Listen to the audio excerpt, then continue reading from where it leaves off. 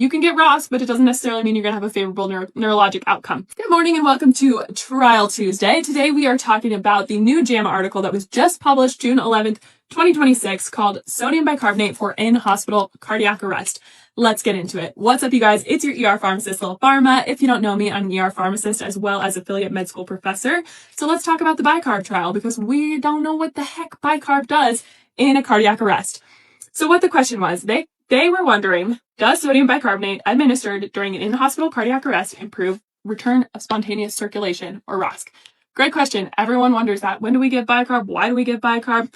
Let's talk about it. So the logic is sound, right? If your patient's really acidotic, their contractility is going to be worsened. Medications don't work as well, like epi doesn't work as well. So it makes sense to try and decrease that pH and have everything run more smoothly. But does it actually do anything? So this is what they looked at. They looked at 779 patients in hospital cardiac arrest, 21 hospitals in Denmark. It was double-blind, placebo-controlled, all the good stuff. Everyone had already gotten epi, and then they got either bicarb or saline. Nobody knew which because it was blinded. Their primary outcome was sustained ROSC. So the outcome was 39% in the bicarb group, 37% placebo. So basically exactly the same. The survival at 30 days was no different. The favorable neuro outcome, which is what we care about because we know from our epi trials, right, that you can get ROSC, but it doesn't necessarily mean you're going to have a favorable neurologic outcome.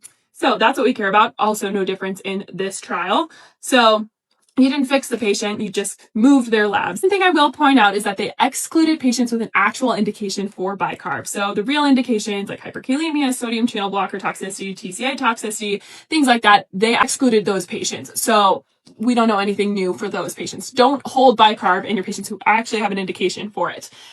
Everything else, though, all the other in-hospital cardiac arrest, empiric push dose is just a reflex. We don't know why we do it. All right, that's Trial Tuesday. Comment with questions down below and come back next Tuesday for another trial. Bye.